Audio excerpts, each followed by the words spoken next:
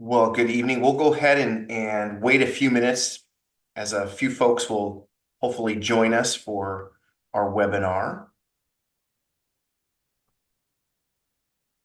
So just stand by, everybody.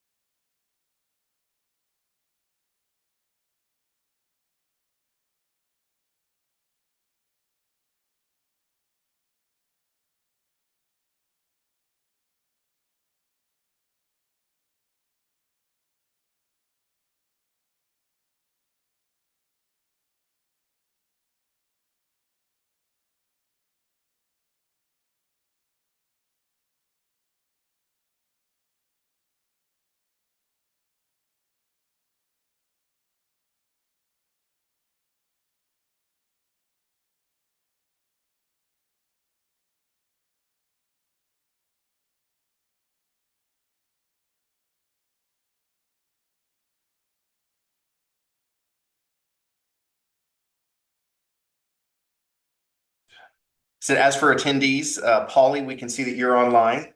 So thank you for joining us and not having us alone. We have a couple other staff members that are attendees as well. So we'll wait one more minute or so, and then we'll go ahead and begin the presentation. And Polly, it may just be you.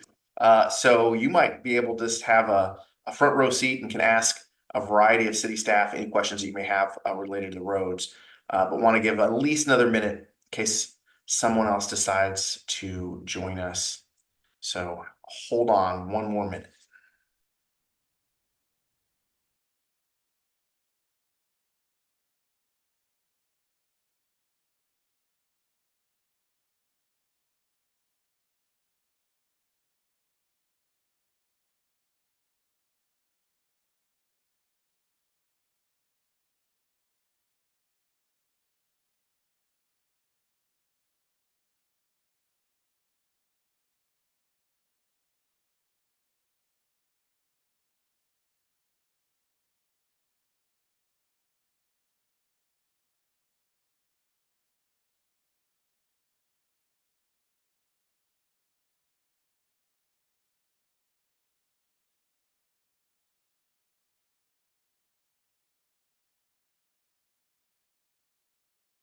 Okay, I want to be sensitive of everybody's time, and Polly, I appreciate you joining us tonight. Hopefully, we'll have some other members of the public come in tonight. The purpose really is to highlight for our community the plan moving forward to address our roads. And we had spent a lot of time over these past months talking about our road network and really discussing the possibility, the hypothetical of making the investment to fix our roads. And now with the passage of Measure F, we had 9,600 members of our community that voted yes for a half-cent sales tax that's projected to generate about $4 million a year to contribute to the 1 million that we have for our road maintenance.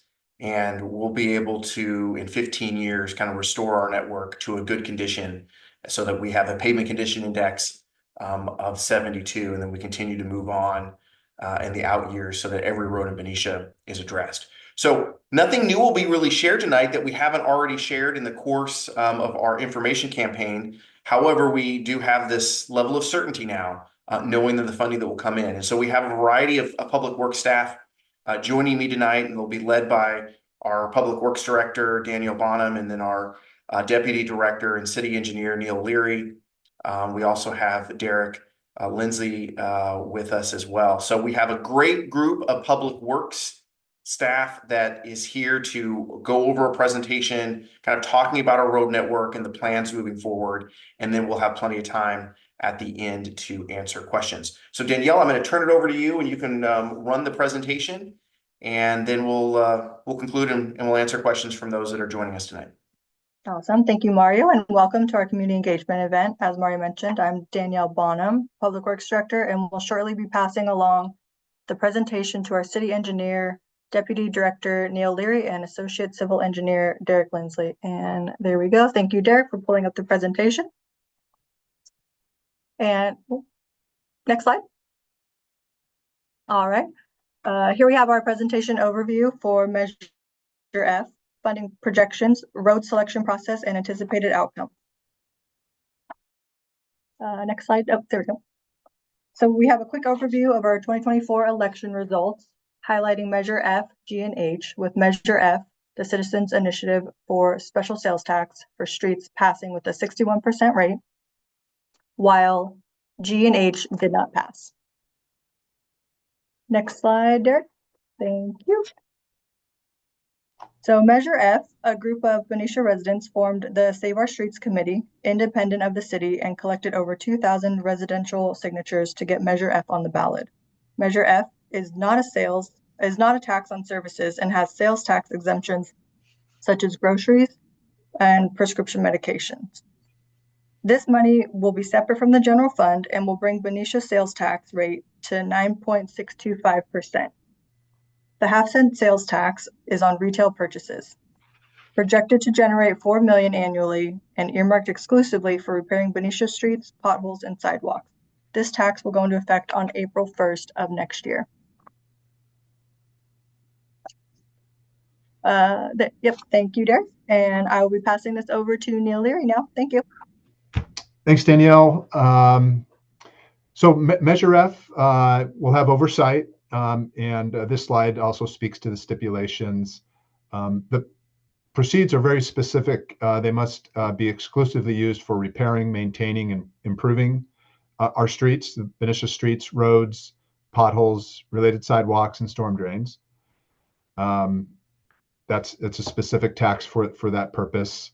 There's two separate citizen oversight committees. There's a local tax oversight board, which will be selected by council in January. And then there's also an independent committee that's solely run by Benicia residents that's already been selected, 14 members, chaired by George Oakes.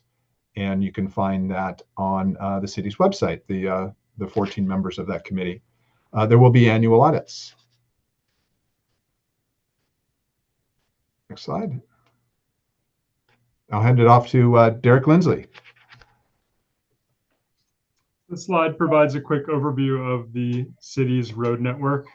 It's 197.7 lane miles long, 98 centerline miles, and it's a pretty large area of pavement, 0.61 square miles or 390 acres.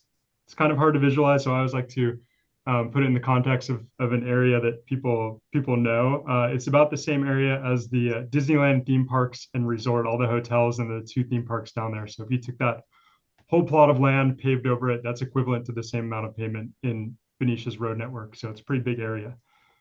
Presently, we have about $60 million in deferred maintenance.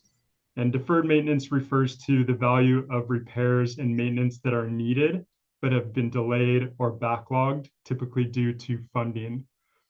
Our road network has 388 named streets and 584 roadway segments. And those are segments in our pavement management database. And what that means is, for example, a long street like East 2nd Street is broken into about 5 different segments, and each one of those segments is treated differently in our pavement management plan. So 584 of them.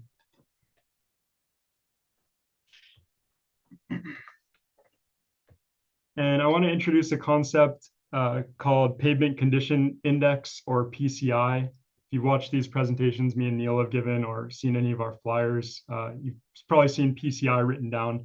It's a numerical grade of the condition of a roadway segment. It's a 100-point scale, with 100 being the best and 0 being the worst. 70 to 100 is considered good. That's a road with minimal damage to the driving surface, or the damage is just limited to surface cracking. 50 to 69 is fair. Those streets have noticeable damage to the driving surface, light cracking, and some of the damage may actually penetrate deep into the pavement layers. 25 to 49 is considered poor, and those are streets that have significant damage. Cracking, noticeable potholes, depressions. Below 25 are considered failed streets. And it's failure of the driving surface in the form of potholes, alligator cracking, which is those close together high quantity cracks that spread throughout the pavement surface, rutting, and significant damage that penetrates all the way through the top course and all the way into the base of the street. PCI does decline over time if a road is left untreated, and the rate of deterioration depends on environmental factors, weather. Wet weather degrades streets faster, traffic load and volume, heavy traffic and heavy vehicles will degrade stuff quickly. And then base and subgrade condition, any maintenance done, all contributes to that rate of deterioration. Network PCI describes the overall health of a city's road network and is the average of all the streets, the average PCI over all the pavement in a network. This map shows the present day, or the November 2024 PCI of all the roadways in Benicia's road network, with green being the good roads, all the way down to red, which are the failed roads. If you take the average of all the pavement in our road network, all the streets on this map, our network PCI is 54, which is considered fair, but it's kind of barely fair. It's on the lower end of fair, approaching poor, which is below 50. This PCI map is available on the city's website, and it's updated regularly. I try and get to it at least twice a year. That webpage is ci.benicia.ca.us/roads, and it's all the way at the bottom.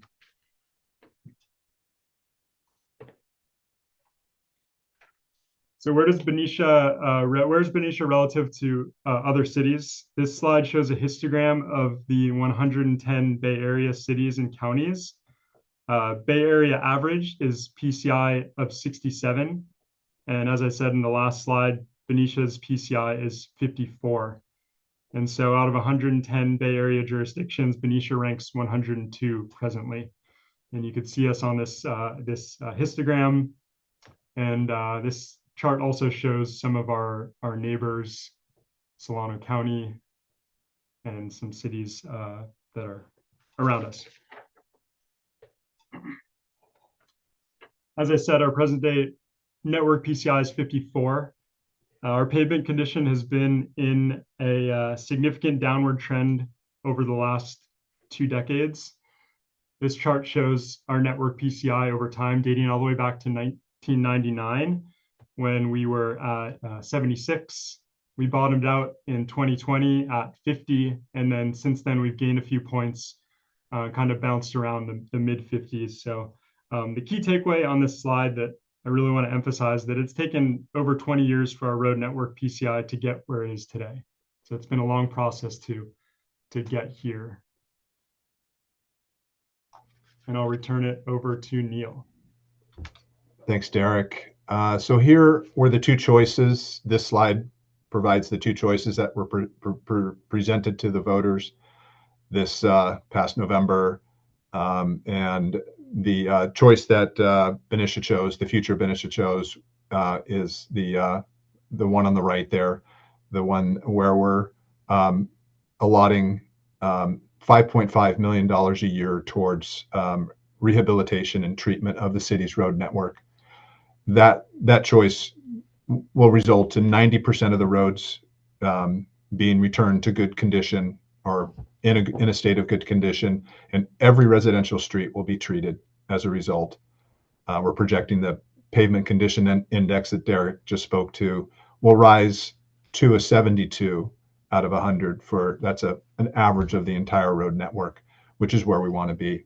The choice that we did not make is to your left there, and that was a choice that would have had us spending our current level of $1 million a year, and you can see the outcome there. Wasn't the choice that was made. The choice that was made, I believe, was the right one. And next slide, Derek, please. So for the first time in the city's modern history, there's going to be a comprehensive citywide roadway maintenance and repair plan, which will be developed and implemented. And as I said, it's a multi-decade plan to get the PCI, the average PCI of the network up above 70. I want to make clear that we're going to have a transparent selection process for the streets that are chosen in the order in which they will be addressed. And that selection will go before the city council for approval. So there will be a lot of public engagement on it. The construction for the new maintenance and repair plan will begin in summer of 2026, and that's a result of how the money is collected. It will take a year for the first tranche of money to come in for that first repair plan. Next slide, please. So street zones. How we're separating the city into 24 geographic zones for the purpose of selecting the streets that will be addressed and treated. Zone 25 is we're putting that in parentheses because that's a theoretical zone that doesn't have area. It's made up of all the major streets, arterials, and collectors throughout the 24 zones, which you'll see in a later slide. I want to be clear that the program does not include the rehabilitation of alleyways. The zones are created using how do we create them? Basically, the major geographic boundaries, such as major streets and neighborhoods, were the logical termination points. But there were also some other conditions that were our criteria that were used to create the zones. And pavement condition, we wanted to select streets that were in similar road condition. We wanted an area that had similar square footage, and as a result of having similar pavement condition, the treatment cost also came into play. So each year we're looking to address 2 to 4 zones for repair. And each street within a zone will be treated, and there may be some exceptions, and that would be a result of a street having had a treatment in a recent year, a very recent year, previous year, or there's utility work that's planned on the street that would prevent it from being treated that year. Next slide.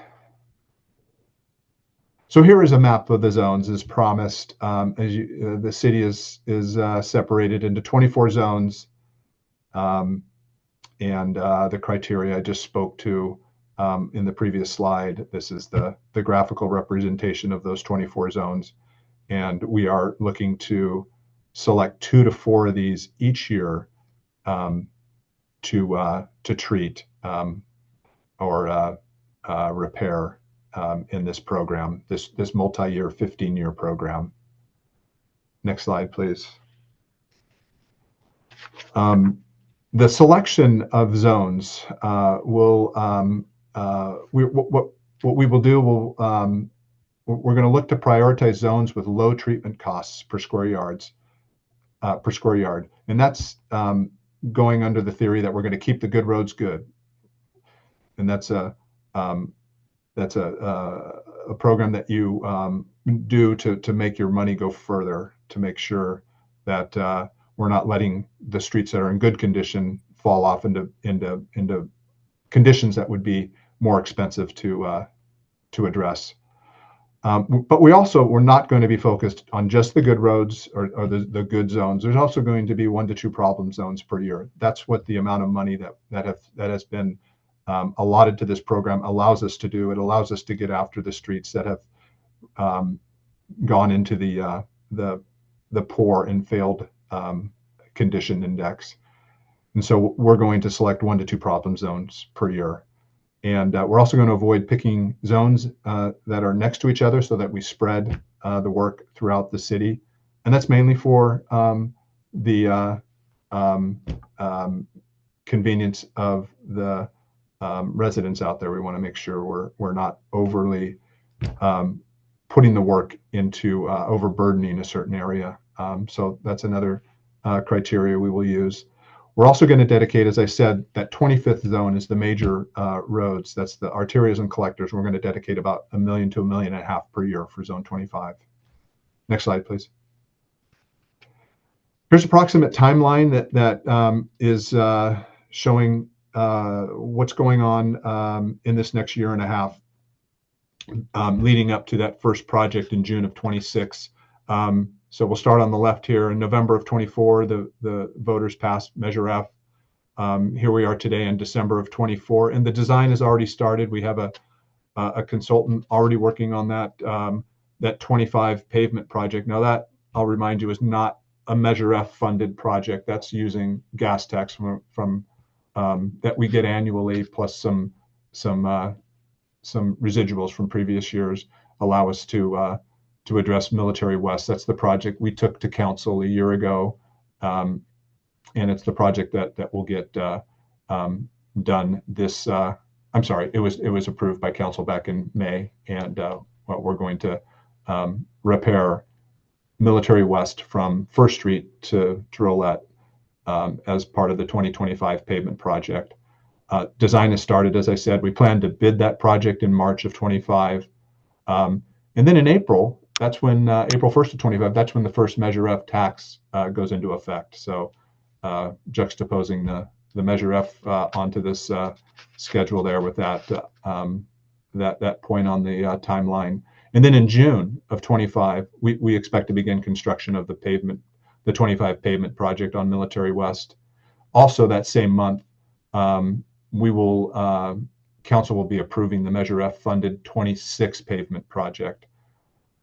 So we're working on 2 different projects, and that's going to be a continual theme. Potentially 3 projects will be overlapped as we're closing out and moving into new projects on this 15-year project, overall project timeline. And then in August of next year, we expect to put out an RFP for design services for the 26 pavement project. November of 25, we'd be beginning design on that project from using the consultant that has been selected. And then in March of 26, bidding, followed up by the last point on this timeline is the beginning of that first Measure F funded project, the construction of the 26 pavement project. Next slide, please. So this is a typical timeline that we will be cycling through. And as I said, we're going to be working on a project for next year while finishing up and completing the previous year's project. For instance, each year in April and May, we're going to develop the recommendation for the next year's pavement project. And then in June of each year, council is going to approve the project that we've selected here at the staff level. We'll take it for council to approve. And then in August, we'll send out requests for proposals for the design of the next year project. In November, we'll begin the design. And then in March of the following year we're going to build that project. We'll bid out the project.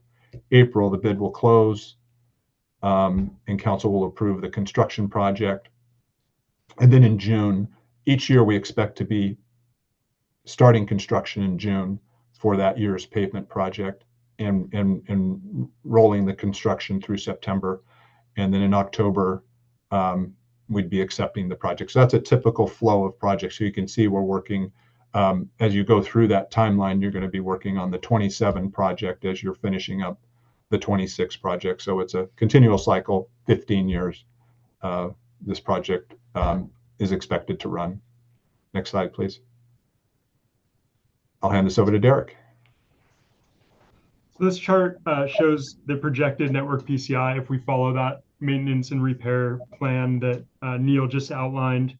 I still kept the without Measure F line in there. That's the faded green one. The dark one, though, is now the scenario. We've shown this graph multiple times before that, in previous presentations with multiple scenarios, but that dark green one is the scenario now. That is the future. And as the chart shows, this isn't our road pavement condition isn't a problem that's going to disappear in 1 year. It took 20 years to get to where we are now. It's going to be a slow climb back up to PCI 70, but towards the end of the 2030s into 2040, we anticipate breaching that PCI 70 mark once again. Same thing with our deferred maintenance over time. Without Measure F, we were looking at a pretty bleak scenario where our deferred maintenance balloons to almost $140 million in the late 2030s, 2040. With this new funding and with this maintenance and repair plan that we've outlined, things look a lot better. We are dropping all the way down to about $30 million by 2038. So much improved over that scenario without Measure F.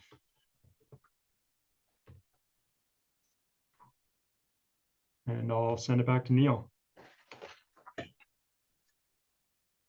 Thanks, Derek. So quick summary of the presentation. Measure F is projected to contribute $4 million annually to the city's roadway maintenance and repair budget. That adds to another $1.5 million that has been set aside for the total $5.5 million that will be spent annually on this program.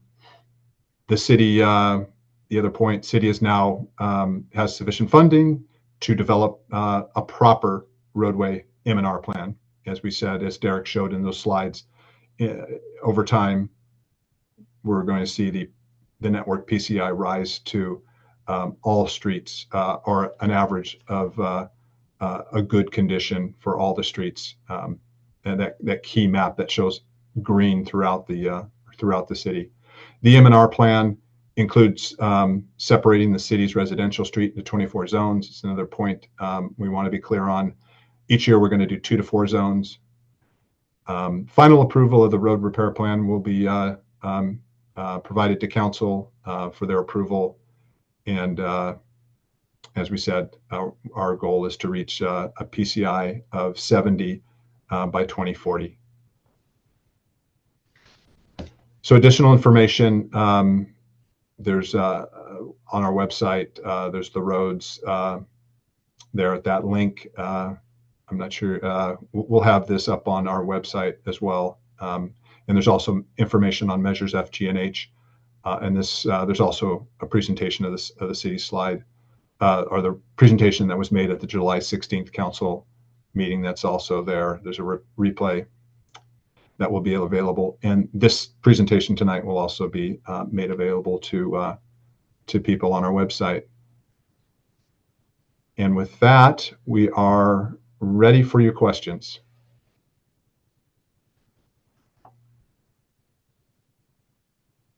So to my public works team, thank you so much. Great job. And for those attendees, if you just raise your hand, we'll promote you and allow you an opportunity to ask questions about the presentation or anything related to our roads or the funding. Appreciate those that have joined us tonight. Thank you for your willingness to kind of engage your city employees and learn more about what we're doing for the roads.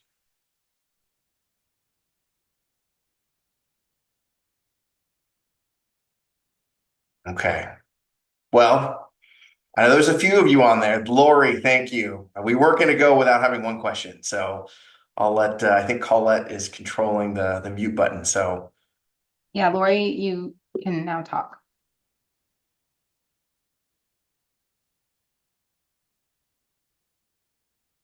Lori, you're muted. So if you just want to unmute yourself, you should be able to ask your question.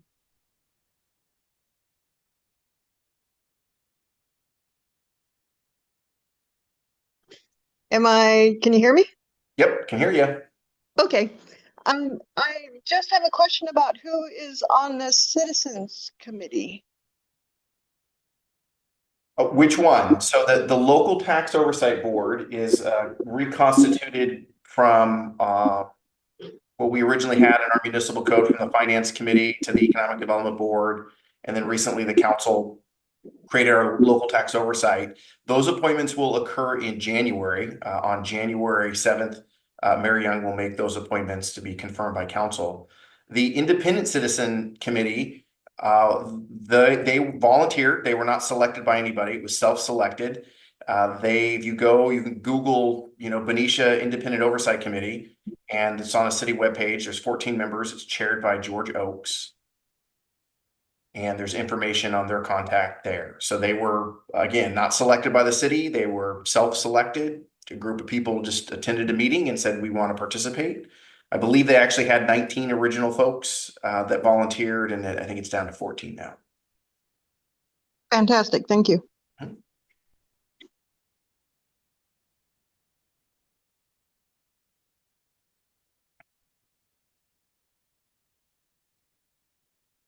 All right. Any other questions? Polly, there we go.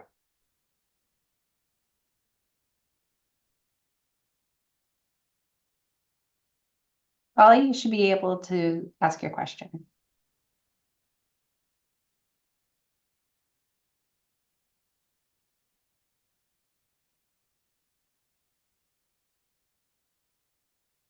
Polly, we're unable to hear you. If you're trying to speak, it might be related to your speaker settings.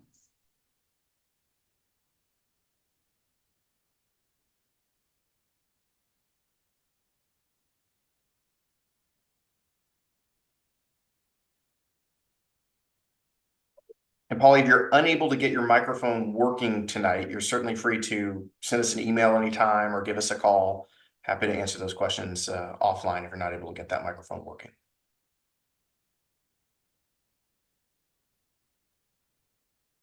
While you're attempting that, are there any other questions from those attendees?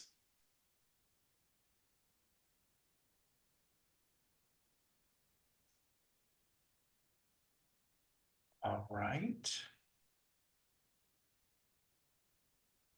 Gretchen and Jean, I see that you just hopped on. We just completed the presentation, but if you have any general questions, now's the time you can ask. Just raise your hand.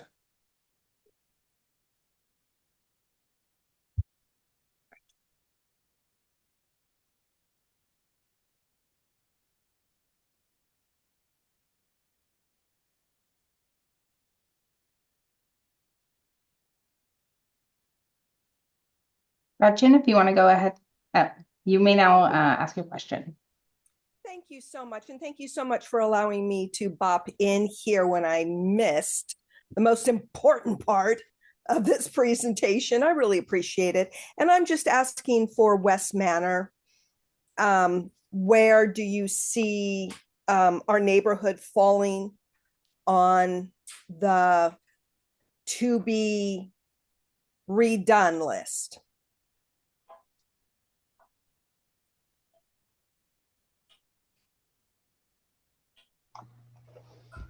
Hi, Gretchen. Neil Leary, city engineer. Hi, Thank you Neil. for that. Hi, Gretchen. Thank you for that question.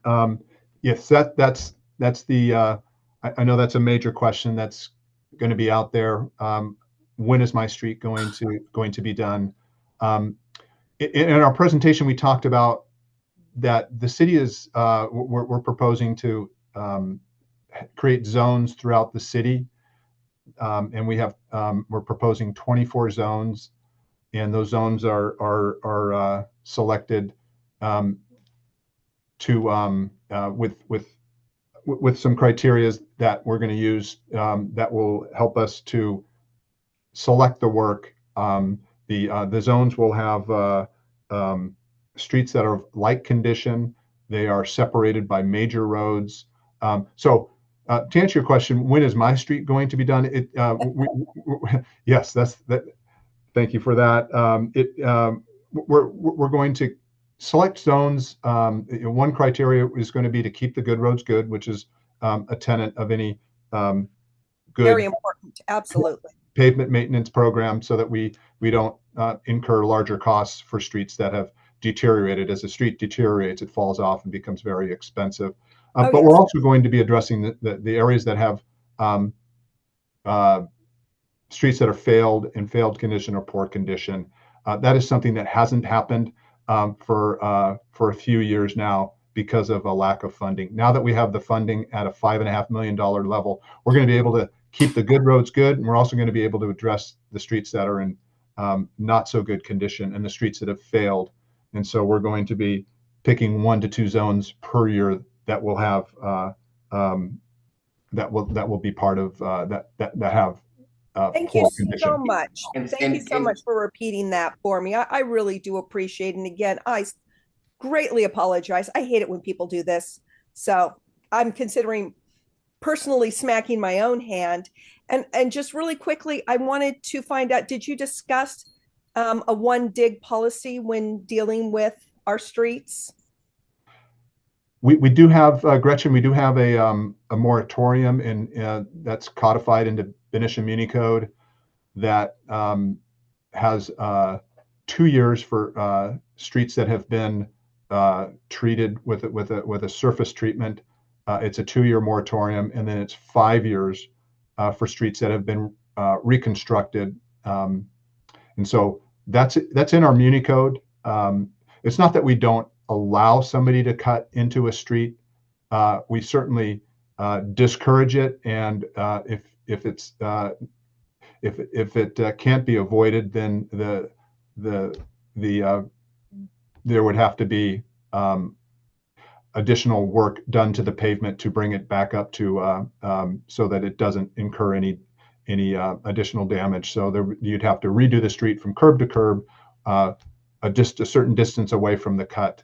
And so that's how we're going to address. That's how we have been addressing that issue over the years, as we've obviously managed many pavement reconstruction projects.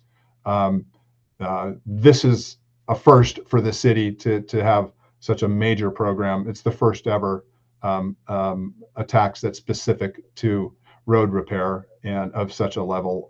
But we have been doing large pavement repair projects, and we've held, as well as treatment projects, and that's been our policy, is to Excellent. to Excellent. make sure If I may, Neil and Gretchen, I want to connect your two questions, Gretchen, because I think they're very much related, and I think it will also help to explain a little bit of why there is a lack of an answer to your specific question. And I'm sure for those attending have the same question. Well, when's my street going to get done? And I want you all to kind of imagine the situation that our engineers have. We can't really project out over the next 15 years what every single project will be in the summer. There are a variety of factors that will influence when a road gets done, some being, just as you noted, Gretchen, if there is work that needs to be done related to our water or wastewater lines, that will obviously influence the kind of order and type and scope for road repair. Additionally, it would be very difficult, and I had this discussion with Mary Young the other day. It would be difficult for us, and I think very treacherous for the city to say, in 2032, we're going to do this road project. A lot of variables are going to happen between now and then. And if 2032 shows up and we don't actually do that road project, I think you build distrust and concern in the community. What we can share with the community, as we did during the summer, is that we know that with funding of $5.5 million over the next 15 years, we're going to be able to get nearly every street in Benicia done. In fact, there's only a couple that are really are not green, and we just need a few more years to get them to green. So what you can know, though, is every couple of years we will be updating when we go to our street projects. And what Neil shared in the presentation is that we know what we're going to do next summer. And that went to council, and that will go out to bid in, I think you said, I think April or March of 2025 for the summer project, right, Neil? That's right. Yeah. And so, we'll always be ahead of it. So you're going to know sometimes a year or even 18 months ahead of time when we're going to do a road. But we cannot provide the specificity that I know many would want and say, well, what's the month and year my road's going to get done? What you can walk away with is, for the first time in our history, we have a dedicated funding source that can only be used on roads. And we now have a path forward to actually get our road network fixed over the next 15 years. One last question, if you can still hear me. Yep. For neighborhoods such as West Manor, where not only has our road failed, but our water and sewage is failing as well. We have bursts on a regular basis in our water lines, And as you look down the road, you can see where the sewage pipe goes. There's a dip in the road and alligatoring as it goes down there. Will there be, will these, both of these issues be addressed at the same time? I understand the funding is only for the roads, but we're seeing sinkholes and things of that nature. And it would just break my heart to get a beautiful new road in West Manor and then find it blown up literally by erupting water mains and then the sinkholes that are happening here. Yeah, hi Gretchen. That's a very good question, and as Mario said, it's a complicated process to put this program together over 15 years. We're not going to be able to project in 2032 what that project is, but we are going to bring a lot of criteria to the table.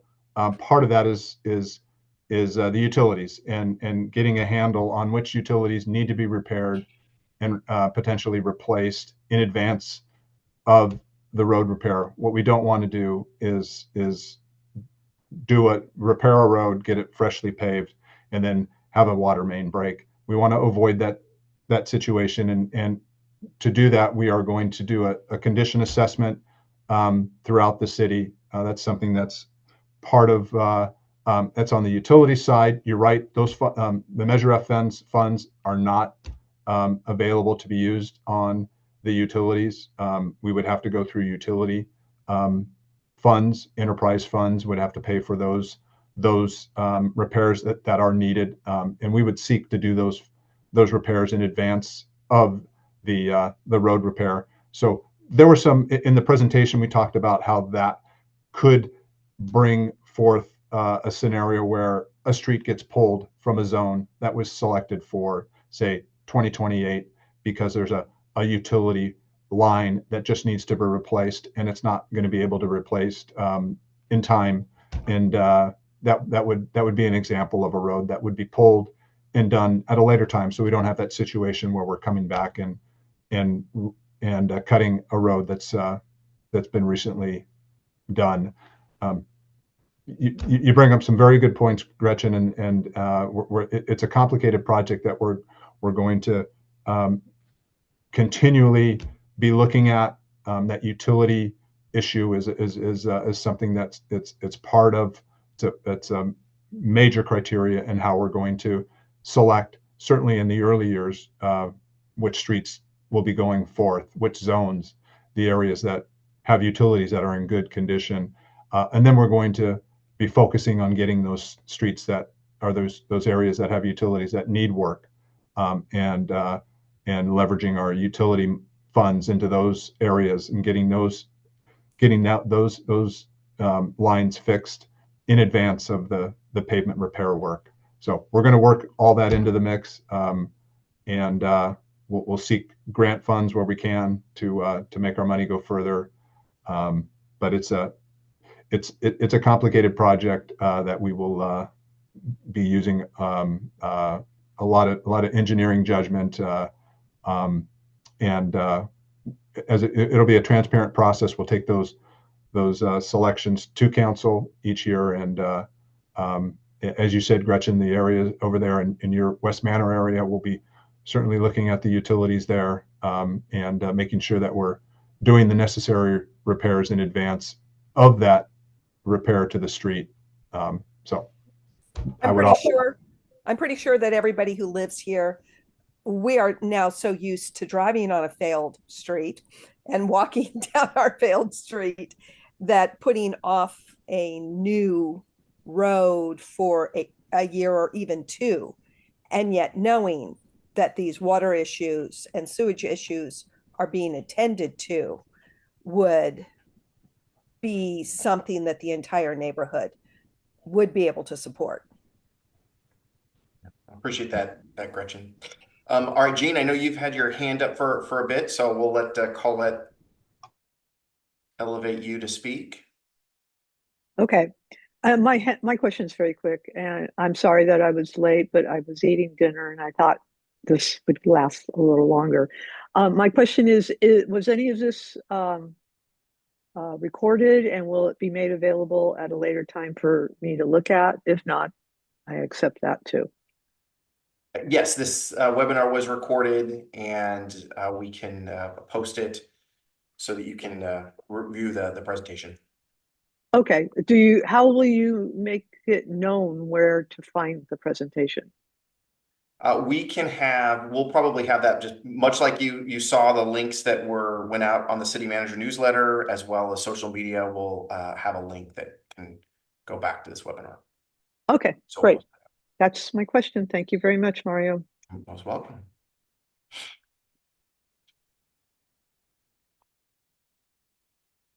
It's like, Tony, you're up.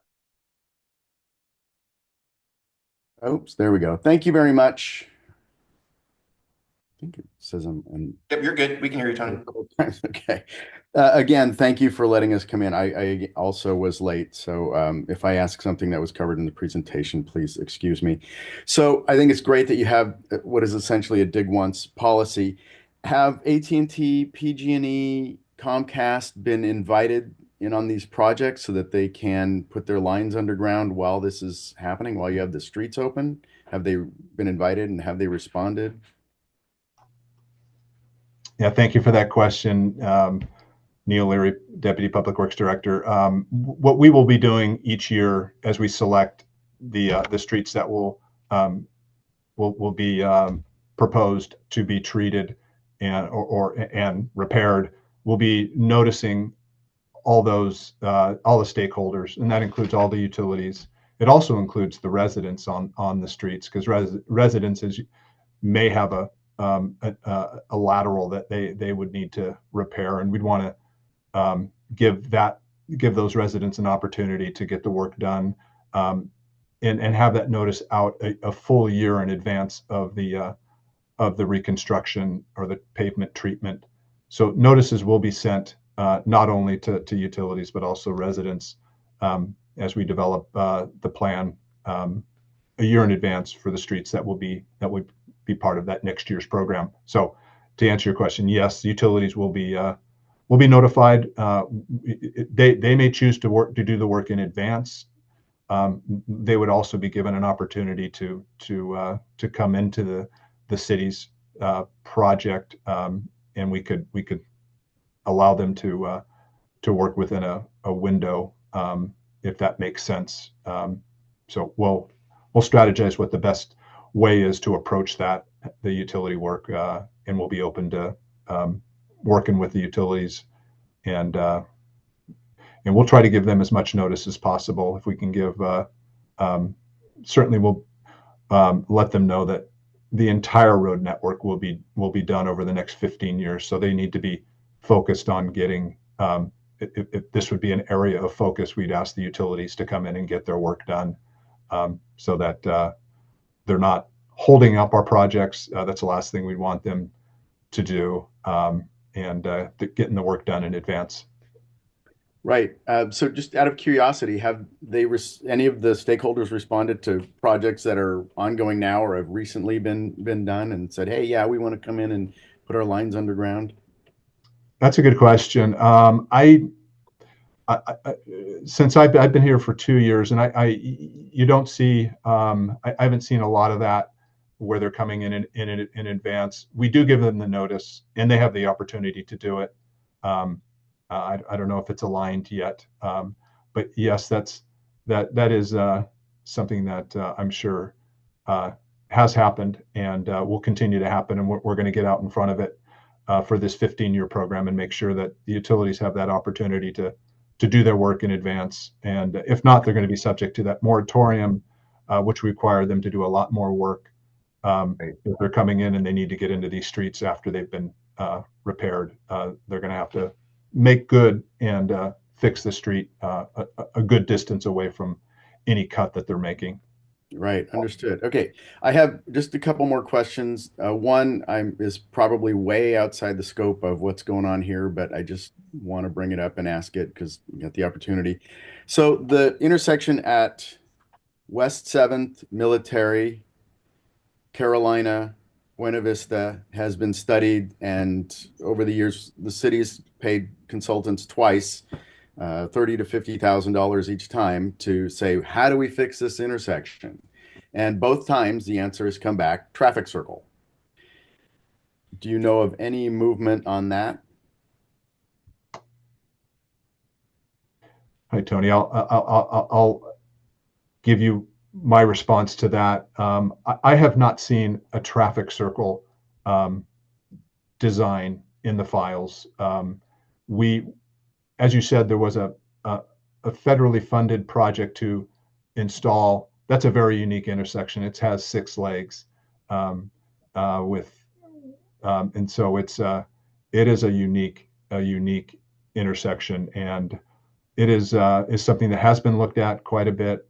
There was that federally funded project in 2019 that redid the intersection. Didn't make it into a traffic circle, but it implemented all 6 legs in the phasing that we have today. So I will reveal that we are looking at doing some additional upgrades to that signal to make it perform better with minor cost, and that's something that we're looking to do in the short term. We're working with our consultant that handles our traffic signals, Bear Electric, and so look for some improvements to that intersection in the coming months. We are going to upgrade that, but I am not aware of a traffic circle. That's certainly something we can look at. I will say it's not part of this pavement repair program, this Measure F, Save Our Streets, but it is something that could be looked at down the road if we're something that we want to make changes, and that would be certainly a major change, and that's something that could happen down the road. Okay.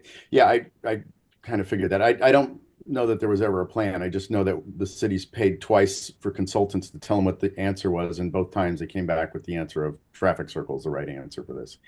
Okay, so in that vein, and because you said there's going to be some improvements, you've piqued my interest.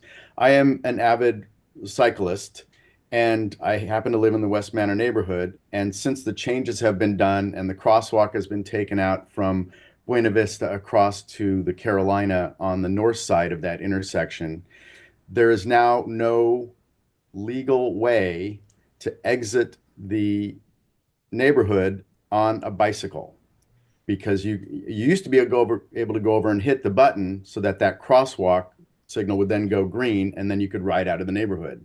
Now you can exit to the right. So it is possible to exit to the right and go up towards the Rayleigh's Shopping Center, the Southampton Shopping Center. But if you want to go left, a bicycle and rider are not heavy enough to trigger the signal, and there's no other way now to trigger that signal. Tony, that is one of the elements we're looking at with this improvement plan, and there is a way to up the sensitivity on those detector loops. If the problem is if the detector loops require some metal to detect a bike, and if you're coming in there with a lot of carbon fiber, it's more difficult to set those up. But we can set the sensitivity, and we intend to do that on that West Manor leg. I do want to talk further with you on that so I understand exactly what the issue is. So I would like to connect with you to make sure that we're putting our best foot forward on this project that's coming out here real soon. So I'd appreciate if I could, if we could connect after this presentation. Sure, I'm fine taking that offline. I understand there's a lot of discussion that needs to happen and an explanation. I'm fine with that. All right, folks, I know we're nearing the hour. Any final questions for those that are still with us? And I ask of you, like I say at all of our public meetings and webinars, that I appreciate your public engagement, but now you are armed with this information. And so my ask of you is to make sure to share what you learned tonight with your neighbors, with your friends, that network that you have in Benicia, and then certainly call back to the city website or your city staff for anyone that has questions or wondering about their roads or how the money will be spent. We're happy to answer those questions. We don't always have to have a Zoom webinar. You can meet with us anytime. So appreciate you helping us to spread correct and accurate information. So thank you very much for what you will do in the future. So seeing no other hands, I will say good night. Thank you to our amazing Public Works team and all the city staff that helped to put the information, including all of the signs that are around town. Looking down the road, this is what this is prompting to do, to give people the information and encourage you to visit our website to learn more about that. So thank you, everybody. Have a wonderful night, and we will see you on the 17th of December at our next city council meeting. So good night, all.